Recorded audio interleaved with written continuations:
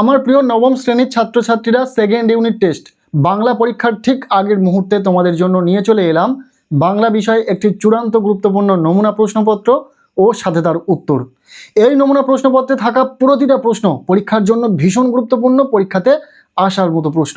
কাজেই তোমরা যারা বাংলা পরীক্ষাতে দুর্দান্ত ফলাফল করতে চাইছো, অবশ্যই এই নমুনা প্রশ্নপত্রে থাকা ছোট বড় প্রতিটা প্রশ্ন খুব ভালো করে পড়ে রাখো।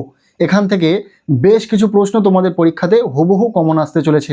তার আগে ছোট্ট করে বলে রাখি, এটা একটা নমুনা প্রশ্নপত্র, এখান থেকে তো প্রশ্ন কমন পাবেই, পাশাপাশি পরীক্ষার সমস্ত প্রশ্ন কমন পাওয়ার জন্য আমরা ইতিমধ্যে বেশ কয়েকটি নমুনা প্রশ্নপত্রের সেট ভিডিও আকারে উত্তর সহ শেয়ার করেছি।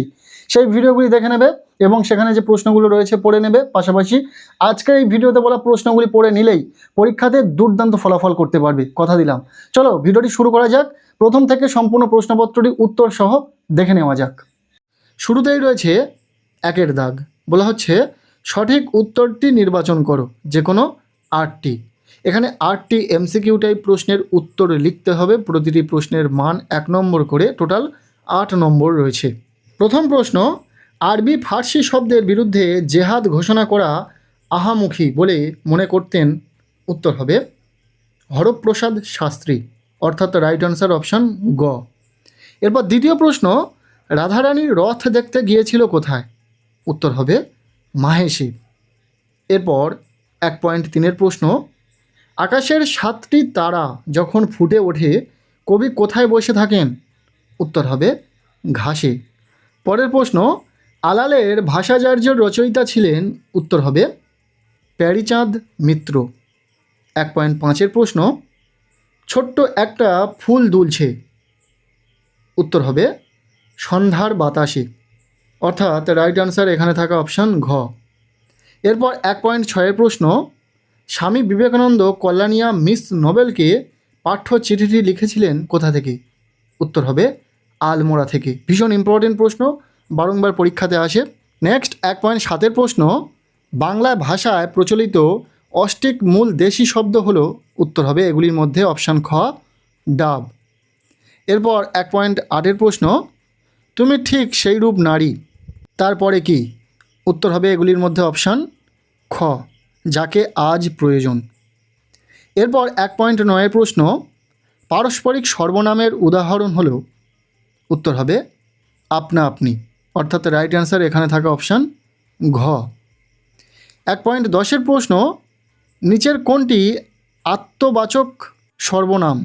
উত্তর হবে নিজে। এই ছিল 1-এর দাগ থেকে 10টি এমসিকিউ টাইপ প্রশ্ন, আমরা প্রতিটা প্রশ্ন উত্তর সহ আলোচনা করে দিলাম। এরপর রয়েছে প্রশ্নপত্রের 2-এর দাগ, বলা হচ্ছে কম বেশি 15টি শব্দে নিচের প্রশ্নগুলির উত্তর দাও, যে কোনো 8টি। এখানে 8টি এসএকিউ টাইপ প্রশ্নের উত্তর লিখতে হবে, প্রতিটি প্রশ্নের মান 1 নম্বর করে, টোটাল 8 নম্বর রয়েছে। প্রথম প্রশ্ন, বাংলার সন্ধ্যাকে কবি শান্ত অনুগত বলেছেন কেন? ভীষণ ইম্পর্টেন্ট প্রশ্ন। উত্তর হবে প্রকৃতির স্নিগ্ধ বিস্তারে বাংলার সন্ধ্যার প্রকাশ ঘটে বলে তাকে কবি শান্ত অনুগত বলেছেন। দ্বিতীয় প্রশ্ন, নামের পরিবর্তে যা ব্যবহৃত হয় তাই ড্যাশ। উত্তর হবে সর্বনাম। এরপর 2.3-এর প্রশ্ন, রাধারানীদের সম্পত্তির অর্থমূল্য কত ছিল? উত্তর হবে রাধারানীদের সম্পত্তির অর্থমূল্য ছিল প্রায় 10 লক্ষ টাকা। 2.4-এর প্রশ্ন, বিদ্যাসাগর আরবি ফার্সি শব্দ কোথায় ব্যবহার করতেন? উত্তর হবে বিদ্যাসাগর তার ছদ্মনামে লেখা রচনায় প্রচুর আরবি ফার্সি শব্দ ব্যবহার করতেন।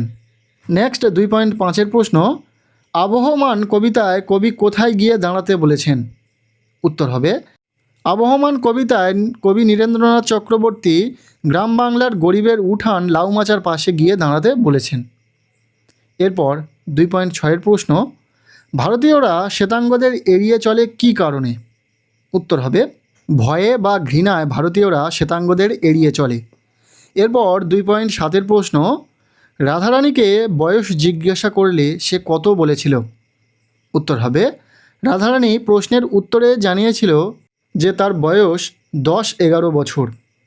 এরপর 2.8-এর প্রশ্ন, চিঠি গদ্যাংশে স্বামীজি ভারতবর্ষের জলবায়ু কেমন বলে বর্ণনা করেছেন? উত্তর হবে ভারতবর্ষের জলবায়ু অত্যন্ত গ্রীষ্মপ্রধান এদেশের শীত ইউরোপের গ্রীষ্মের মতো, আর দক্ষিণাঞ্চলে সর্বদাই আগুনের হালকা প্রবাহিত হয়। এরপর 2.9 প্রশ্ন, সংযোগমূলক ক্রিয়া কাকে বলে? উত্তর হবে বিশেষ্য, বিশেষণ ও ধনাত্মক অব্যয় পদের সঙ্গে সিদ্ধ বা মৌলিক ক্রিয়া যোগ করে যে নতুন ক্রিয়া গঠিত হয় তাকেই সংযোগমূলক ক্রিয়া বলে। যেমন জিজ্ঞাসা করো, ভয় পাও, এগুলি। এরপর রয়েছে 2.10 প্রশ্ন, অতি দ্রুত চলো। দ্রুত কোন ধরনের বিশেষণ? উত্তর হবে দ্রুত একটি ক্রিয়া বিশেষণের দৃষ্টান্ত। এই ছিল 2-এর দাগ থেকে 10টি এসএকিউ টাইপ প্রশ্ন। আমরা প্রতিটা প্রশ্ন উত্তর সহ আলোচনা করে দিলাম। এরপর রয়েছে প্রশ্নপত্রে 3-এর দাগ। বলা হচ্ছে কম বেশি 60 শব্দে নিচের যে কোনো একটি প্রশ্নের উত্তর দাও। এখানে গল্প থেকে 2টি প্রশ্ন রয়েছে, যে কোনো একটি প্রশ্নের উত্তর লিখতে হবে, প্রশ্নের মান 3। প্রথম প্রশ্ন, তাহারা দরিদ্র কিন্তু লোভী নহে, মন্তব্যটি ব্যাখ্যা করো। উত্তর হবে রথের মেলা থেকে ফেরার পথে রাধারানীর সঙ্গে একজনের পরিচয় হয়। রাধারানীকে সাহায্যের জন্য সে তার কাছ থেকে মালা কেনে, তার জন্য কাপড় পাঠানোর ব্যবস্থা করে, এমনকি নিজেরও রাধারানীর নাম লেখা একটি নোটও তাদের ঘরে রেখে যায়। কিন্তু রাধারানীরা দরিদ্র হলেও লোভী নয়। সেই ব্যক্তি মালার দাম হিসাবে যা দিয়েছিল তাই যথেষ্ট ছিল। তা উপকারীর উপকারের চিহ্নস্বরূপ সেই নোটটি তারা খরচ করেনি। এরপর রয়েছে 3.2-এর প্রশ্ন, সুতরাং ইংরাজি চর্চা বন্ধ করার সময় এখনও আসেনি, কেন লেখক একথা বলেছেন? আলোচনা করো। উত্তর হবে লেখক সৈয়দ মুজতবা আলী রচিত নবনব সৃষ্টি রচনাংশ থেকে আলোচ্য উদ্ধৃতিটি নেওয়া হয়েছে। লেখকের মতে ইংরাজি শব্দকে এড়িয়ে সাহিত্য রচনা বাংলা ভাষার পক্ষে কোনোভাবেই সম্ভব নয়। বিশেষত দর্শন, নন্দনশাস্ত্র, পদার্থবিদ্যা, রসায়নশাস্ত্র ইত্যাদিতে প্রয়োজনীয় বাংলা শব্দের অভাব রয়েছে। উদাহরণ দিয়ে লেখক বলেছেন যে রেলের ইঞ্জিন কী করে চালাতে হয় সে সম্বন্ধে বাংলায় কোনো বই নেই। পারিভাষিক শব্দের প্রয়োজন, তাই ইংরাজিরই দ্বারস্থ হতে হবে। এরপর রয়েছে প্রশ্নপত্রে 4-এর দাগ। বলা হচ্ছে কম বেশি 60 শব্দে নিচের যে কোনো একটি প্রশ্নের উত্তর দাও। এখানে 2টি প্রশ্ন রয়েছে, কবিতা থেকে যে কোনো একটি প্রশ্নের উত্তর তোমাদেরকে লিখতে হবে, প্রশ্নের মান 3। প্রথম প্রশ্ন, আসিয়াছে শান্ত অনুগত বাংলার নীল সন্ধ্যা। কবি বাংলার সন্ধ্যাকে শান্ত অনুগত নীল কেন বলেছেন? উত্তর হবে আকাশে 7টি তারা কবিতায় জীবনানন্দ বাংলার সন্ধ্যা প্রকৃতির এক অসামান্য বর্ণনা দিয়েছেন। বাংলার গ্রামে শহরের মতো কোলাহল নেই, জীবনযাত্রা সেখানে শান্ত, তাই গ্রাম বাংলার বুকে সন্ধ্যাও নামে শান্তভাবে। পল্লী বাংলার সন্ধ্যা গ্রামের পরিবেশের সঙ্গে মানানসই, তার চাকচিক্য নেই, আছে স্নিগ্ধতা, তাই সন্ধ্যা অনুগত। সন্ধ্যায় অন্ধকার আর দিনের বেলা মিশে যে আবছায়া তৈরি করে তার সঙ্গে গাছপালার সবুজ আভা মিলে সন্ধ্যাকে নীল করে তোলে। এরপর দ্বিতীয় প্রশ্ন, নোটে গাছটা বুড়িয়ে ওঠে কিন্তু মুড়োয় না, পংক্তিটি ব্যাখ্যা করো। উত্তর হবে নীরেন্দ্রনাথ চক্রবর্তী তার আবহমান কবিতায় দেখিয়েছেন যে এখন এক সময় মানুষ নিবিড় ভালোবাসায় ঘর বেঁধেছিল গ্রাম বাংলায়। পরবর্তীকালে গ্রাম সভ্যতার সমৃদ্ধি নষ্ট হয়ে যায় নাগরিক সভ্যতার অগ্রাসনে। কিন্তু প্রকৃতি যেখানে নিজের হাতে একইভাবে সাজিয়ে রাখে, জীবন বয়ে চলে স্বাচ্ছন্দ্য সহজ গতিতে। আর শহরের ক্লান্ত মানুষেরা শান্তির খোঁজে বারবার ফিরে আসে গ্রাম বাংলার বুকে। নোটে গাছটা বুড়িয়ে ওঠে কিন্তু মুড়োয় না, অর্থাৎ তার গ্রহণযোগ্যতা শেষ হয় না। এরপর রয়েছে প্রশ্নপত্রে 5-এর দাগ। বলা হচ্ছে কম বেশি 60 শব্দে নিচের যে কোনো একটি প্রশ্নের উত্তর দাও। এখানে রয়েছে 2টি প্রশ্ন, একটি প্রশ্নের উত্তর লিখতে হবে, প্রশ্নের মান 3। প্রথম প্রশ্ন, একজন প্রকৃত সিংহীর প্রয়োজন, কে কাকে উদ্দেশ্য করে একথা বলেছেন? বক্তা তাকে প্রকৃত সিংহী বলেছেন কেন? উত্তর হবে চিঠি রচনায় উল্লেখিত অংশে স্বামী বিবেকানন্দ মিস নোবেলকে প্রকৃত সিংহী বলেছেন। বিবেকানন্দ মিস নোবেলকে এক ব্যতিক্রমী চরিত্র হিসেবে দেখেছেন। তার মধ্যে রয়েছে নেতৃত্বদানের ক্ষমতা। নোবেলের শিক্ষা, ঐকান্তিকতা, পবিত্রতা, অসীম ভালোবাসা, ধীরতা এবং তার ধমনীতে প্রবাহিত রক্তের জন্য তাকেই সেই নারী হিসাবে বিবেকানন্দ ভেবেছেন যাকে এদেশের প্রয়োজন। এইসব গুণের কারণেই তিনি সিংহীর সমকক্ষ হয়ে উঠেছেন। এরপর দ্বিতীয় প্রশ্ন, তার বর্তমান সংকল্প এই যে, তার বলতে কাকে বোঝানো হয়েছে, তার বর্তমান সংকল্প কি, লেখো। উত্তর হবে, চিঠি রচনায় উল্লেখিত অংশে তার বলতে মিস মুলারের কথা বলা হয়েছে। মিস মুলার, যিনি নিজেকে অজন্ম নেত্রী বলে মনে করতেন, তিনি সিদ্ধান্ত নিয়েছিলেন যে কলকাতায় একটি বাড়ি ভাড়া নেবেন। এই বাড়িটিতে তিনি মিস নোবেল আর ইউরোপ ও আমেরিকা থেকে যেসব বন্ধুদের আসার সম্ভাবনা আছে তারা থাকবেন বলে মিস মুলার ভেবেছিলেন। এই ভাবনাকেই মিস মুলারের বর্তমান সংকল্প বলা হয়েছে। এরপর রয়েছে প্রশ্নপত্রের 6-এর দাগ, বলা হচ্ছে কম বেশি 120 শব্দে নিচের যে কোনো একটি প্রশ্নের উত্তর দাও। এখানে 5 মার্কের প্রশ্ন রয়েছে, 2টি প্রশ্ন রয়েছে, একটি প্রশ্নের উত্তর লিখতে হবে। দেখে নাও।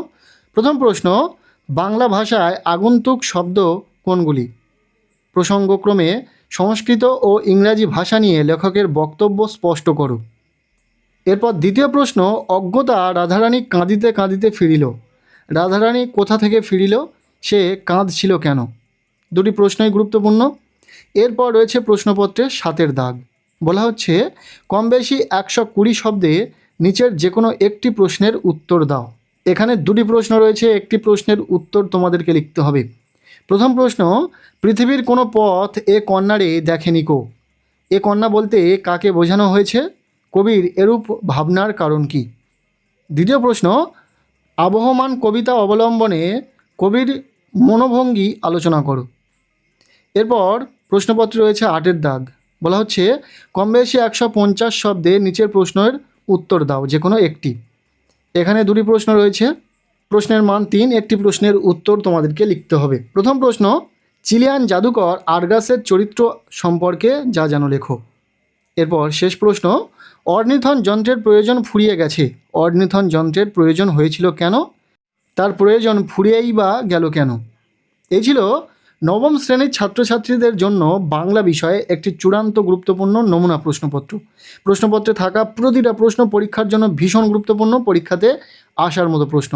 সেকেন্ড ইউনিট টেস্টে এখান থেকেই প্রশ্ন হুবহু কমন পাবি। এছাড়াও ইতিমধ্যে আমরা বেশ কয়েকটি নমুনা প্রশ্নপত্রের সেট উত্তর সহ ভিডিওর মাধ্যমে শেয়ার করেছি, সেই ভিডিওগুলি দেখে নেবে এবং সেখানে থাকা প্রশ্নগুলো তোমার পড়া হয়ে গেলেই তোমরা পরীক্ষাতে অনেক প্রশ্নই, বলতে গেলে বেশিরভাগটাই কমন পাবে। আজকের এই ভিডিওটি তোমাদের কেমন লাগলো অবশ্যই জানিও। ভিডিওটি ভালো লেগে থাকলে লাইক করে দাও, চ্যানেলে নতুন হলে চ্যানেলটিকে সাবস্ক্রাইব করে রাখো, আর পারলে ভিডিওটি প্রচুর শেয়ার করে দাও।